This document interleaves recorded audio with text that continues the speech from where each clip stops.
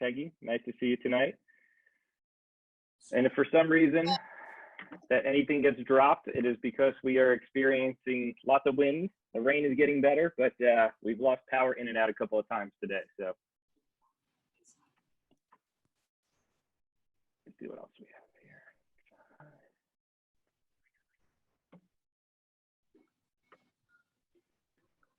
I sent Kimber there. Hi, Kimber, if I've missed you. I had to unmute myself. Oh, how you doing down there in Georgia? I wasn't feeling well at all today. I was up. We had tornadoes last night. I heard. Is everybody okay down there?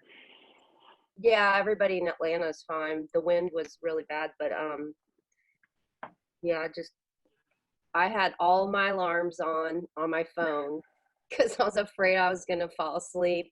I had my little setup in my closet that's under my staircase with a blanket, Girl Scout cookies, a little step stool, blanket, ready to like hunker down.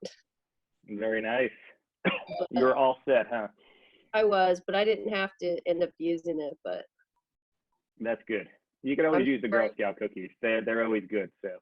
You know, at 4 o'clock in the morning, you know you're gonna need something. Absolutely. But yeah, sorry you didn't hear from me today. That's all right. You're good. Good evening, Jaya. Hope you're doing well. All right, so let's get started because I know people are on a schedule, and I appreciate everybody showing up for Monday night. And we're going to segue a little bit. I know there is some information still evolving as the PPP loan comes out, and I'm not going to do an update on that now because each bank seems to be revealing some different fine print. And instead of us chasing each individual bank situation, I would like some more information to come out. And I know Bank of America has put a little different date on things of when, you know, you need to have the staff back and you need to keep them until the end of September. So there's been some little changes in the fine print.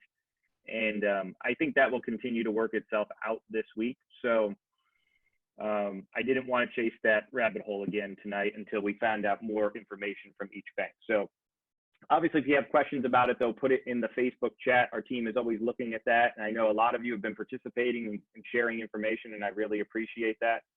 It makes the group so much more efficient and focused together, because the more information we could share together, the better we will all be when this is past and behind us. So tonight, I just wanted to talk about a little bit about personal and business finance and segue into what we are preparing ourselves for. This 6-week course is really geared towards kickstarting us and getting us in the right mindset to grow our personal careers and our business careers if we're small business owners.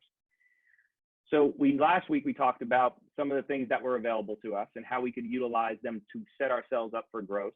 Today we're going to look at what we could be doing personally for our finances and business-wise to take it to the next level. So I'm going to share a little bit of a story just to give you a perspective of how this all started years ago for me. So it was AJ's first year of T-ball.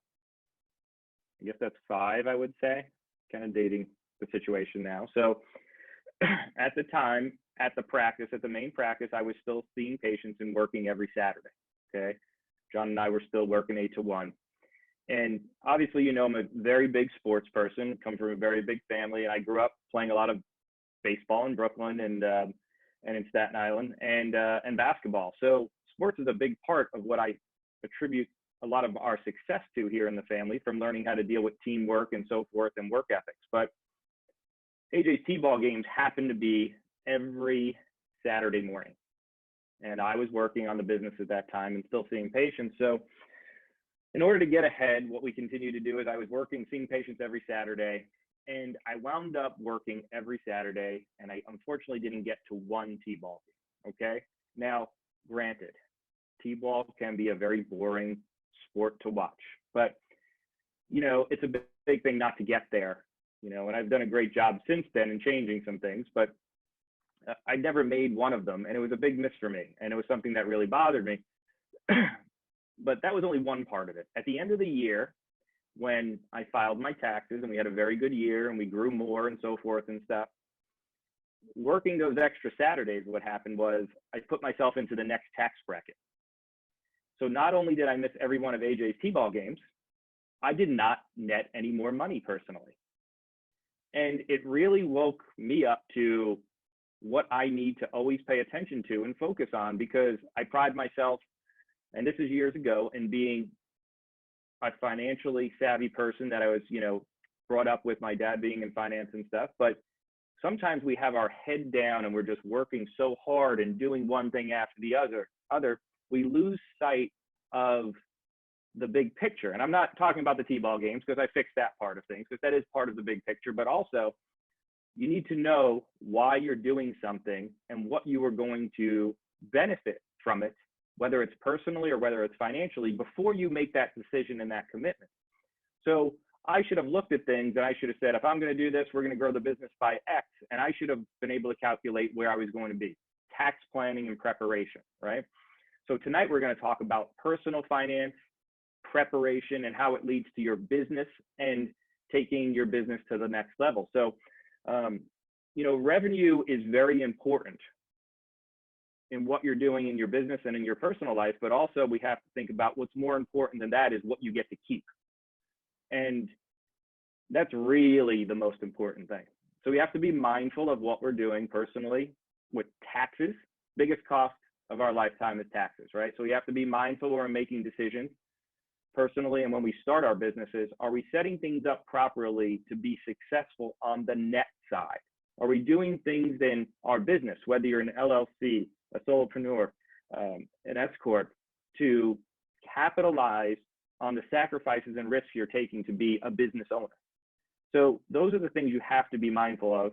And that's what we're going to bring to the forefront a little bit tonight when we talk about things. So when we talk about budgeting, because budgeting is a huge part. So that's the first thing I wanted to bring up tonight was you see all these different things about how important it is to have a budget. Okay. Well, back in the day, I'll say my grandmother's budget was white envelopes, right? Go get the check, take the money out, put it in the envelope, one for rent, one for food, one for this. Those envelopes would last you the whole week, right? Or two until they got paid again. They started budgeting, and that's how they did it back then, right?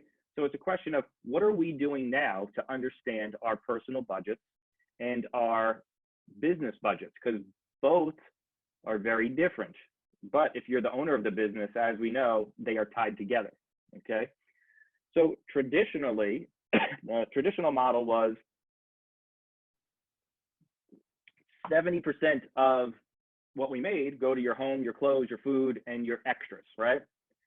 10% went to your savings and 20% went to other debt, right? So that's one model that has been very prevalent through the years.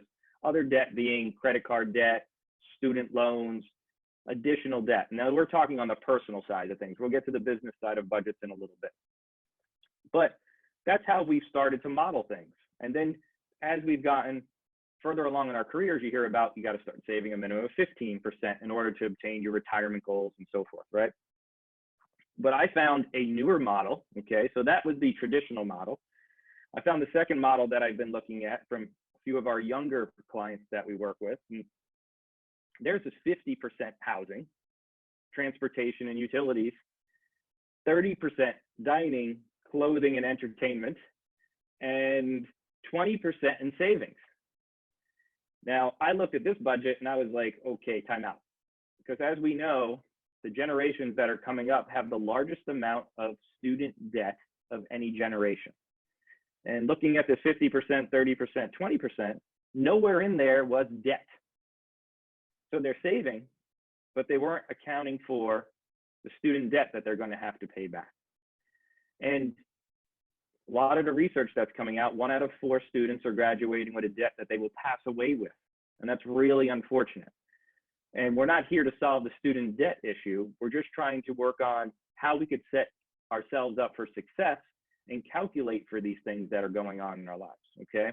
And it is a big challenge. And anybody that's taking on that debt needs to make sure when they're coming out, what are the returns? Now, There are the people that say, follow your passion, no matter what it is, what it costs you, and so forth. I'm all about passion. But does passion pay the bills?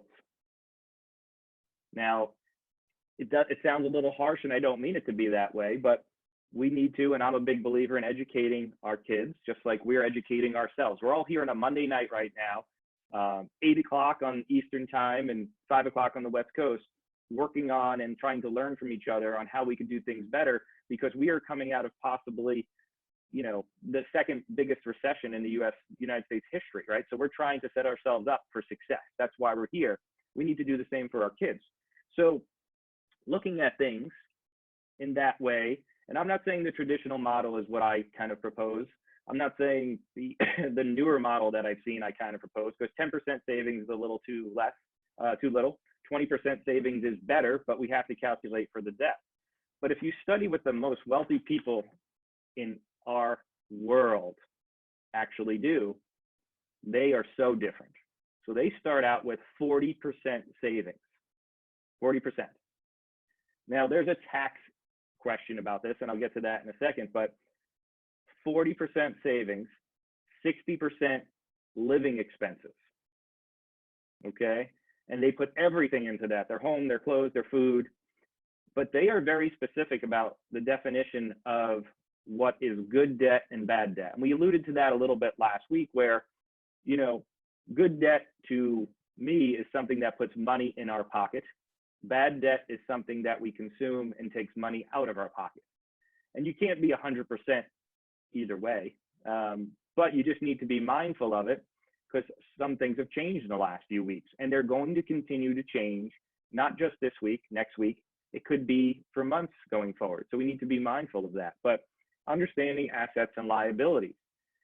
And the wealthy are saving 40%. Now, some of the studies said they look at it before taxes and some after taxes. And then I'm sitting there saying, well, okay, after taxes I can understand, because if you're in a, you know, 30% bracket or whatever it is, you got 70% left over, and then you split that 60-40. But a few of them said they do it before taxes. And I'm like, well, that can't work, because if they're in a 40% tax bracket, that only leaves them with 60. So, but I guess the moral of the story is, the more income you could produce, the easier it is for you to make their formula work. So the goal is to bring in the most revenue we possibly can in order to save and increase that savings from 15 to 20 to 40. And that will set us up for great success. Now, we'll talk about savings, because people are like, well, if you just take the money and you put it in a money market, you know, personal money markets, excuse me, are ranging from 0.1% to maybe you could find, I think I saw Amex or Ally has 1.5% that I've been seeing out there on personal accounts. But even 1.5%, you're going to pay your taxes on that. You're in the 30%, you're making 1% on your money. You are not going to do anything with 1% on your money. We need to work on how we could be more successful and make more money with that, right? That's why a lot of us have gone into business, or a lot of us in here are planning to open our own business, right? So those are the key points we have to think about. You're saving for what, okay? Personally, you're saving. You should be saving to invest. And invest in things that produce mailbox or passive cash flow. So that will supplement your lifestyle, okay? So that's what we're kind of going at here. And the key is to make your money work for you, okay? So almost as they're gonna generate, those dollar bills are gonna generate and make more and more money for you while you're at work, still bringing in your income and your revenue. And when you start putting that together over time and it starts compounding, the formula is just tremendous, and it's in our favor when you look at compound interest. So what can you invest in to, you know, to produce cash flow? You can invest in, number one, best investment is your own business if you own one. You are going to get the best return on yourself when you open your own business, once it is a profitable business, okay? Now you're gonna have seed money to start up your company, and that's fine, but you need to have a budget for that, because you can't just keep feeding it, you have to be turning a profit. The average in our country is 3 years for a small business to turn a profit. It can be done a lot sooner if you're prepared and you set it up the right way before a little bit. So business is number one. So either starting a business, buying another business that produces a cash flow, or expanding your current business. And that's why I think most of us are in here for this 6-week course. How can we expand our business, our mindset to make more money coming out of this and take up more of the market share and capitalize on this? Yes, it's an unfortunate situation, as I said last week, but let's put that aside behind us, put some blinders on. How can we make our business more successful, our work family more successful, and serve more clients and patients in whatever industry you're in? Those are the most important things. So businesses are number one. So you're saving that 40%, the wealthy are, and then they're reinvesting it in companies, partnerships, things that could create more money on that money. Number two would be real estate. Lots of conversations in real estate. A couple of the banks passed today that in order to get a mortgage right now through them, you have to put down 20% to buy, and you need to have at least a 700 credit score, because everything is basically in such an upheaval in the financial and unemployment world. And you have to be drawing a paycheck still. So there's a lot of things that are going to go on in the next 12 to 18 months in the real estate opportunities, but I call them opportunities because I'm a big believer in multifamilies, and I've been moving to that over the years. And I know a lot of you in here do that. There are lots of successful real estate endeavors, but what is your return on your money? If you invest 100 grand, are you going to make 14%?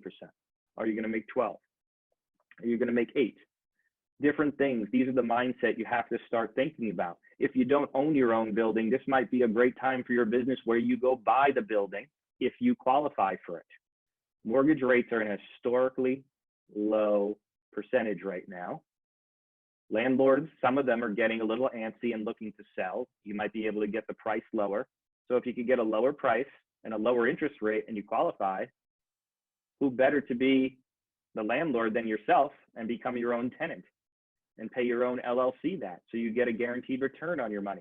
This is what we need to be looking at right now, and how do we capitalize on the current economic situation. So those would be the first two examples of the key points I have for how the wealthy are doing things. And the last one would be dividends.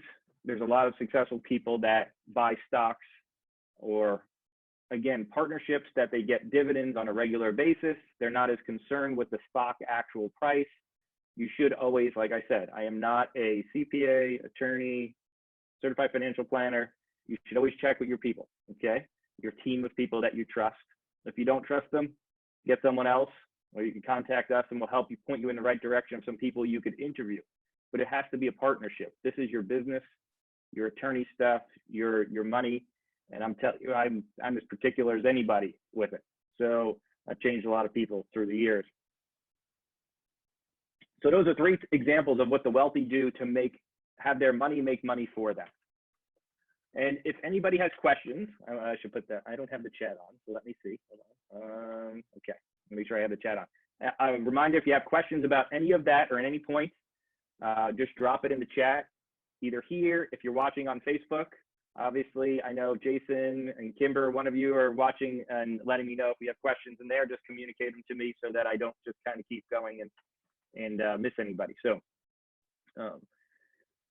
the biggest statement I have about what we just talked about for me would be that the numbers do not lie, but people will lie about the numbers, okay? And if you know me through the years, you've probably heard me say that before.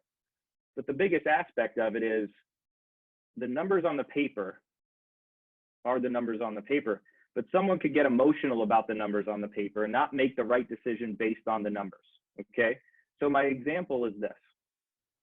If you're buying a real estate investment property, like we were just discussing, you have to verify that the rent roll or the tenants or the leases are in place. That's part of your due diligence before you're buying a place, okay?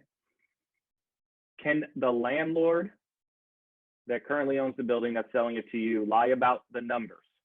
Well, he can make up fictitious numbers, but it has to match the lease, and you're going to question the tenants to make sure they're paying that. But sometimes what happens is you go to buy, you look at a building or you look at a house, it's very common in vacation homes, okay? Because I'll tell you, it's happened to me in the past. You go on vacation, you go see it, love going there, going to buy a vacation home, you run all the numbers, Airbnb, home away, you're like, I can make money. But when you start to look at it, you start to fool yourself that maybe it could rent for a little bit more because you become a little bit emotionally attached with the property, or you like it because of how it looks. Other people are going to like how it looks. You have to take that emotion out of it. And that's what we're talking about, that we could sometimes lie to ourselves about the numbers, okay, in real estate, but inside our business, when we're looking at our cash flow right now that's coming in and where we want to be, okay? Because I had a great question about a little bit of a relation to this, about what should we be doing right now as we get this financial money from the government that's helping bail us out or help us through this tough time, okay, depending on how you look at it. We're going to get money from the PPP. That's supposed to help. Do we bring the staff back right away? And, it took me a few days to really work on some of this stuff because I've gotten this question a lot. And if you bring them back to work right now and your cash flow minus the payroll is negative, you're going to be eating into your capital reserves like we talked about. That's not the wisest investment, in my opinion, right? Now, we could be telling ourselves, yes, we're doing a good thing, we're bringing our staff back, but some of our staff, I've talked to a lot of staff recently, some of them are not excited yet about coming back because there's still risk to them coming back to work and being around other people in large quantities, right? Depends what your industry is. So if you're a smaller business, they're still going to be around other employees.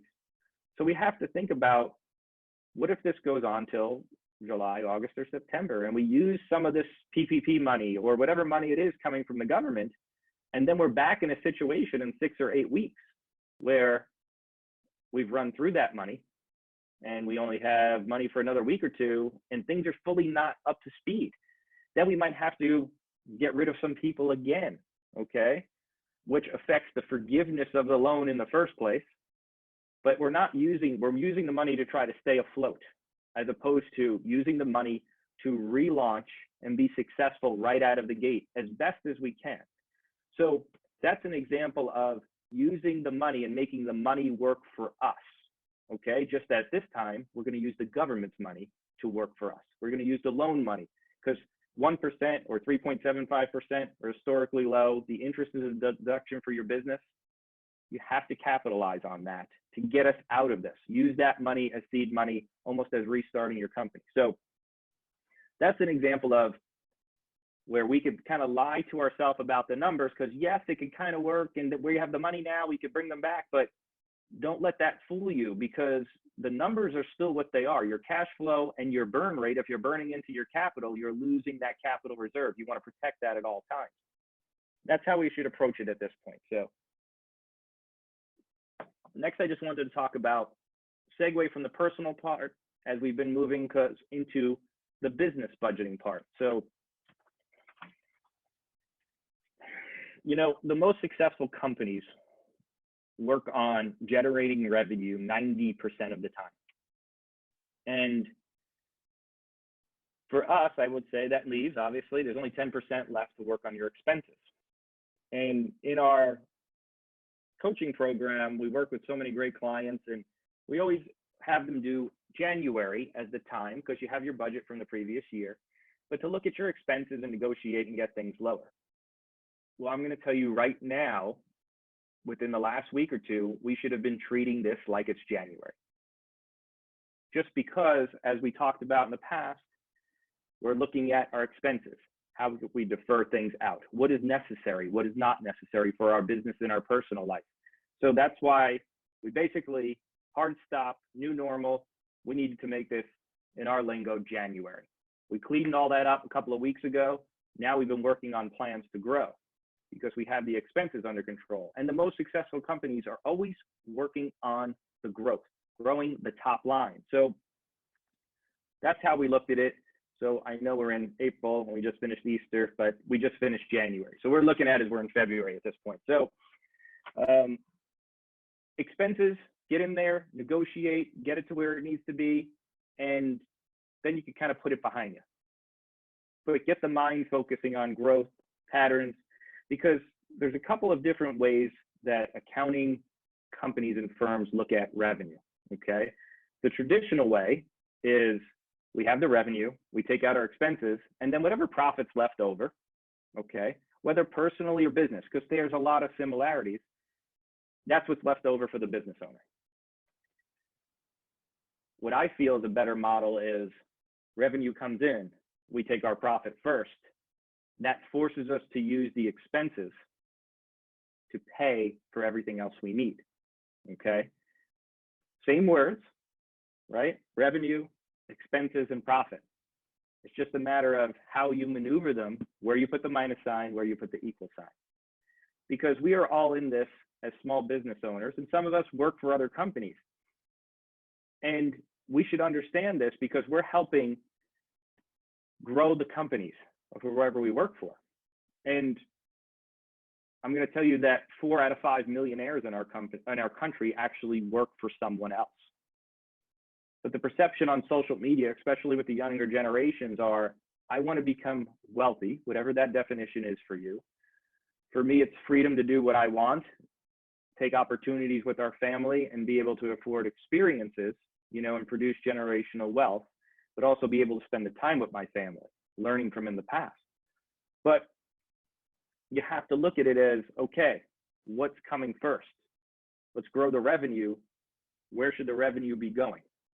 So that's where budgeting comes in, you know, often. Business budgeting is talked about, profit and loss statements, you know, but profit and loss statements are things that we look at usually in arrears in the past, okay?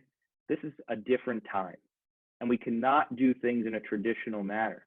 And we're going to talk about P&Ls a little bit and what they should be for your business, but I'm going to tell you, we need to be focusing on a business and financial plan for yourself, personal financial plan and a business financial plan of what you're going to accomplish out of the gates, out of the blocks right now. So understanding your P&L, most of us have it. You should have a P&L whether you're your home finances or whether you're business. Either way, you should understand what money's coming in and where it's going. And make sure it's in relative standards to whatever industry you are in. Okay, you don't want to be spending, like when I'm saying take the profit first. Obviously, as a business owner, you're not going to take 80% of the profit first and expect your business to operate on 20%. Just like in your personal home, you are not going to do that either, right? You're not going to go out on vacation and dine and go to movies all the time and then expect to live off of whatever and pay the rent. You need to be balanced and reasonable in what it should be. And different industries have different standards, and you should look that up. And if you need help with any of this guidance, please contact myself or the team, and we will get you that information for your industry so you can know what the norms are. But you should be looking at the profits, cost of goods if you have any, your fixed costs and payroll costs. Now, fixed costs is a common terminology, but I'm going to tell you there's no such thing as a fixed cost. You can negotiate everything, every single thing. And through books and mentors that I've had in the past, you should always ask for more in negotiation to the point of where they say no. Because if you didn't, you did not push hard enough, right? And it's just a business understanding. It's not like I'm trying to do this intentionally to just get them aggravated. No, in a professional way, I'm trying to say, what's the best price you could give me? Because it's me, right? Like you have to try to get them to build that relationship with you. They want your business. You want to work with them. How can we make this a win-win? Because if it's a win-win, then the relationship could go forward, right? And if they say no, I respect them and say, okay, what's the best we could do if I really want to work with them? So fixed costs are always negotiable. Should keep those moving and look at those. But it should just be in that January or past this time period, how we're treating it, January period. So then we could focus on the top line, because the best way to move the needle is to grow the top line, and it makes budgets go fit into order much quickly if you could continue to grow the top line and focus on that. So, excuse me, one second. I've only been coughing for like 10 weeks at this point. The team could definitely verify that, Jason especially, as we've traveled everywhere. So eventually it will go away. So I just wanted to read the definition of, because I think definitions are important to understand, of financial plan. So it's a comprehensive statement of business or individual long-term objectives for the security and well-being of your family or your company, okay? Comprehensive statement, long-term objectives. Didn't talk about what happened in the past. The past is done. We need to be focusing on what is our business and financial plan right now, personally and for our business. That is it, going forward. How are we going to attack this and come out of this better than we have ever been before? So, description of it would be detailed savings and investing strategy for achieving those objectives. Okay. This definition, like every definition, has been written for like 20 years, but it's missing how do we grow and generate new revenue? It's savings and investing, savings and investing. In order to save and invest, we need to produce. Everybody needs to produce. Whether you own your own business, we need to produce. Whether you work for another company, believe it or not, if you're paid a salary, you need to produce. Your salary is really a commission, if you will. And say in our industry, I know that each employee should be able to generate X amount for each of my companies. The average out there is 3 to 4 times usually, depending on the industry. So I know, for example, if we're paying someone $50,000, then I expect my revenue, if I bring them on board, to increase at least $150,000 to $200,000 to make sure I pay for that salary, the other things that are associated with it, cost of goods, taxes, and so forth, so that I still get a profit. You have to build the profit in. It's like paying yourself first for retirement. If you have the money taken out for your 401k first before you see it, you're paying yourself first. You're actually paying it rarely, something you're paying before the government in taxes, right? Take advantage of those things when you can. That will set you up for future growth. And right now, those are things that you are able to tap into with loans against your own retirement and stuff as an option. Not something I'm telling you to go out and do tomorrow, but it's an option. So set yourself up, pay yourself first. And I'm not saying pay yourself all the money because you're going to run yourself ragged, but so the steps to setting up your individual or business financial plan at this point would be, you need to establish your goal. What is a goal? What is a financial goal? Okay. I want to make X per month. I want a net worth of X. These are the things you want to be at, right? This is what, and we'll get into goals a little bit, but you know I'm not really big into these low kind of goals because they don't move the needle. A goal needs to be big enough that you can move the needle and get you excited when you wake up in the morning, you know? So you need to set up a path for your financial goals. Where do you want it to be? And then you need to set up personal financial goals and your business financial goals of what are you trying to do? What are you trying to invest at? Where do you see your company in 3 to 5 years? Okay. And I had this conversation with John today. We're sitting there, we're saying, okay, we're at X. We're at 6 point whatever million right now, 6 million at this one location. Okay. In 5 years, how do we get to, and Jason, I was talking to Jason about it. I'm thinking about how in 3 years, we're going to be at 8 and 9 in 5 years. How do we get there? Okay. Do the math. We need to generate X per customer or patient encounter. Okay. How are we going to do that? You build the plan. You build a plan for 5 years out. And then each year you make a plan, a 1-year plan that has that goal in mind. And if you move in that direction, you will obtain that goal. But what we need to do is we need to block out all the other stuff. This is the hard thing, right?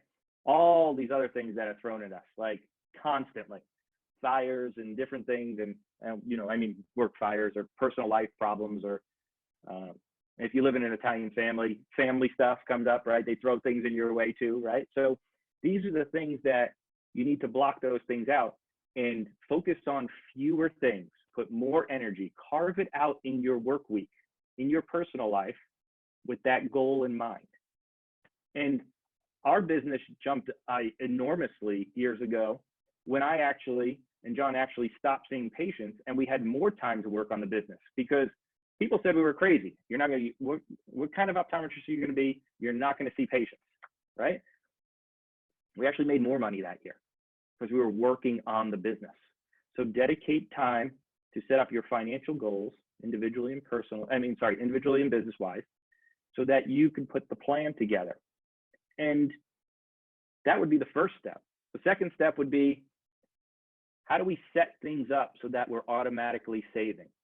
Right now, I would tell you, I would look at your 401k plans if you're individuals. I would look at your costs inside the plans. I would talk to your employers. If you're the owner of a company, I would look at your 401ks, your retirement, your KIOs, your IRAs. I would look at everything, profit sharing and cash balance, defined benefit plans. These are the things you should look at right now. We have extra time, right? Let's focus on these things because we can negotiate great terms right now. Set yourself up for growth. One of the things I talked about, which was a big cost throughout our lifetime, was retirement fees. Taxes was number one. Retirement fees are number two, depending on your situation. Interest on mortgages is usually number three. If you could control those three things as best as you can and set yourself up where you're paying yourself first, this is the time to do it, okay? So work with your financial people and your team, or wherever you're working with. I know there's some great people in here that handle numerous clients and work in different industries. Connect with them and reach out and network inside the Facebook group. But this is the time to set yourself up for growth so that when you relaunch and the business is doing better, you're saving money and you're reinvesting it back in yourself for your future and your future generations to be passed on for. So that's number two. I got two more, and then I promise, I think I would be wrapping up. So I'm almost at my time, but number three, you should prepare for emergencies. Now, yeah, it's easy for me to say that right now because we're in a recession and we have this going on. But as you're building your financial plan, whatever it is. So for me personally, I like 6 to 8 months of reserves. That's personal, okay? And then the businesses, I actually have a little bit less in reserves. However, I have business lines of credit that could get me to that point and much further, actually, if we need to tap into those, okay? Which we did draw on all of them, and we put them in separate banks, like we talked about last week, okay? Just so the banks don't freeze the credit or drop the line like they did in 2008. So prepare for emergencies. We know they happen. It's easy to say it now, but they happen sometimes. On average, a recession or a dip in the market crash can happen every 7 years on average. This one's been a little longer, 2008, 2009. We're in 2020, right? So think about that. That's a longer span than historically is normal, but be prepared for that. And then the fourth point in the financial plan is, how are you going to invest to grow the top line of your business? And we're going to talk more about that as the weeks go on, but by looking at your P&L and gathering information, start to look at things and say, what has been working and what has not been working? Again, do fewer things better. So you might have parts of your company, and if you think this is not, I'm going to tell you, we have these conversations all the time. I had them today. What is not working? Why is it not working? Are we not just dedicating enough of our time and focus into it? Or can we make our time be more productive, solve more people's problems in another section and just go all in that section? So look at your P&L, see what parts of your business are working. And there's some parts of it you're like, I'm okay with doing it. I'm not making as much money. Absolutely not. There is no room for that right now, okay? If you are doing something inside your business, okay, you need to understand your net margin and profit. And it needs to be a certain amount when you factor in cost of goods, taxes, your expenses, and your payroll, okay? You need to understand all of those things, because if they're not there, you could be losing money by doing something, okay? You never lose money. Warren Buffett, rule number one, never lose money, okay? You want to donate your time and you want to help others and you want to serve others, I'm all for that. That is donating your time, okay? But when it comes to your business and what you do in your personal financial life, okay, we have to do things with the profit first in mind, right? So that's how you have to set up that mindset. Focus on fewer, bigger items that give you a set profit and the bigger ROI. You need a return on your investment either on your time or on your money. And that's how you should be doing those decisions. Now, should it always be, I'm going to take the biggest ROI?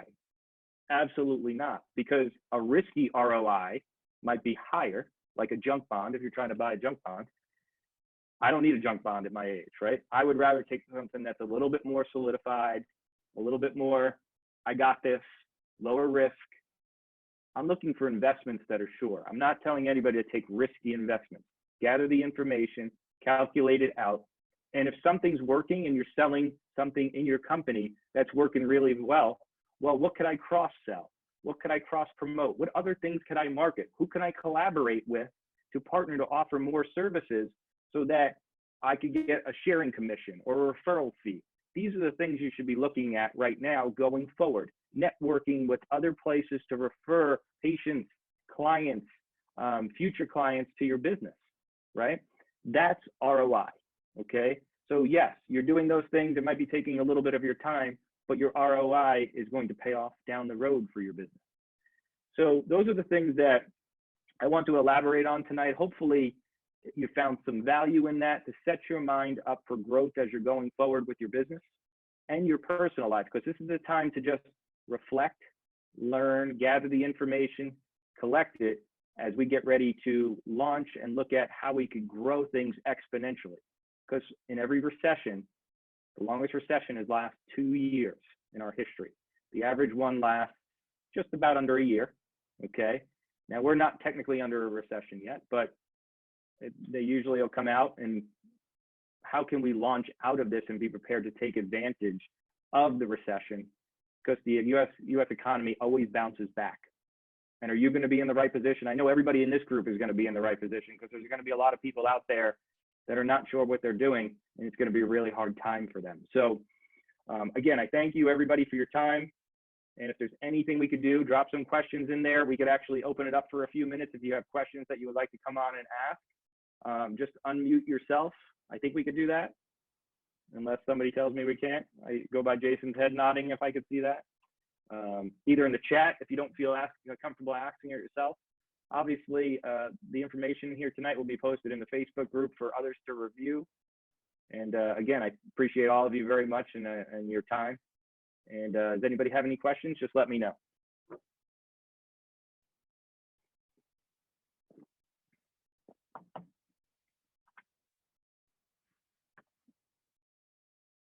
All right, hopefully I did a good job. There were no questions. So everybody, you stay safe. I hope your families are safe. Enjoy the rest of your night if you're having your favorite beverage or whatever it is. I'm still trying to drink tea during these because of the cough, and we will have implementation Q&A on Thursday night at 8 o'clock Eastern time. I did not mess that up, Kimber, this week. And you guys have a great one. I appreciate it so much. Thank you so much.